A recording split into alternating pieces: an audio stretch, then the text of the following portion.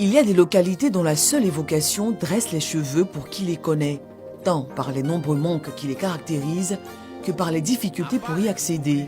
Illustration, Zaïbo dans la région du Haut-Sassandra.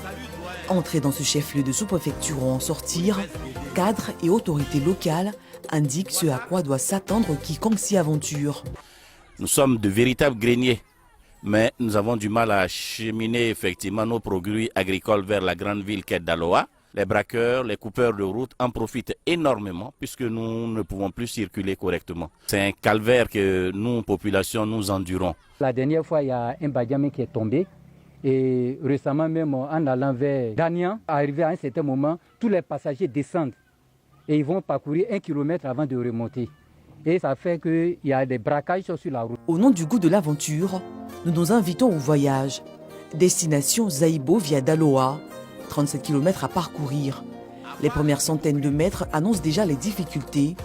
Et comme pour nous y préparer, les usagers que nous rencontrons en chemin ressassent sans retenue toutes les péripéties à vivre sur l'axe Daloa-Zaïbo. Nissoko Zaïbo, quand tu es ici, tu vois Zaïbo comme cela. De Nissoko, tu vois Zaïbo, mais il faut arriver à Zaïbo, on va voir. Si vous allez quitter ici, aller à Zaïbo, peut-être 18h va vous trouver sur la route. À Zaïbo ville même actuellement, on ne peut même pas passer. Moto, camion se croise même en moto, obligé de garer avant que le camion va passer. Jusqu'à Adan, il n'y a pas de route. Même la dernière fois, entre Dan et Bagouri, il y a un remorque qui est tombé là-bas. Là, on était obligé presque 20 camions pour garer, pour attendre ça.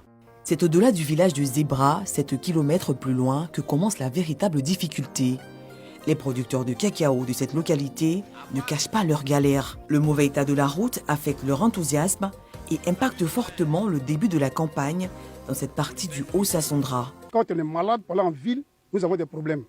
Ils vont appeler une moto, puis les véhicules, à cause de l'état de la route.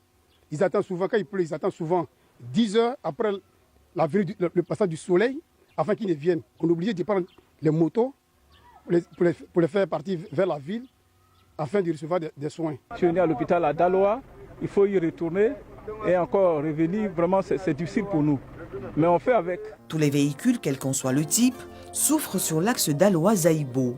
Souffrance qui atteint son paroxysme en période de pluie. Des camions de cacao sont embourbés et leurs cargaisons vidées pour réduire leur poids, de crainte d'une catastrophe.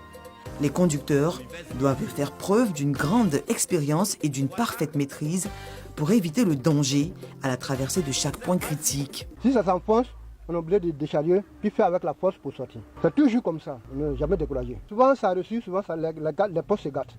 Quand les postes se gâtent, on reste. On cherche un autre camion pour décharger. Ces femmes et ces hommes à pied, ce sont les passagers d'un véhicule de transport appelé Badjan, vaincu par la route. Réputé pourtant pour sa robustesse et son adaptabilité aux routes caillouteuses et boueuses. Ils en sont descendus avec l'espoir que leur véhicule se délivre de la boue pour continuer le voyage. On vient d'acheter les marchandises. On ne sait pas si on va s'en sortir tout à l'heure. Là. On a foncé, on a fait au moins 30 minutes avant de sortir. Donc, aidez-nous. C'est tous les jours comme ça, c'est pas parce qu'il pleut. Même où il pleut pas, la route même n'est pas bonne. En tout cas, la voiture même ne peut pas passer.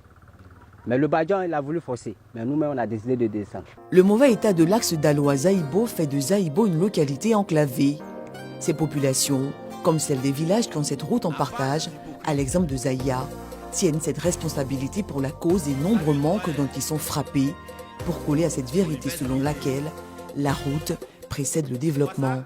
Dû aussi à l'état de la route, et cette ambulance est sur cale actuellement. Lorsqu'il y a des patients à évacuer comme ça, avec la sage et moi, on les conditionne, c'est-à-dire on fait de telle sorte qu'il y ait une petite sécurité au niveau du véhicule de transport et puis le patient arrive à Daloa. On essaie de faire les ouvrages nécessaires. Quand le lendemain nos machines ont fini de passer et que la voie semble praticable, à l'arrivée des pluies, et le lendemain il n'y a presque plus de route. C'est une hantise permanente parce que rien n'est gagné. C'est un perpétuel de recommencement. Rallier Zaïbo, très proche de Daloa, ce chef-lieu de région, pour les 25 km qui séparent ces deux localités, ressemble à un voyage au bout de la nuit. Pour illustration, ces véhicules en partance pour Daloa qui ont dû passer plusieurs heures à un point critique pour cause d'embourbement. Tu vois ça ?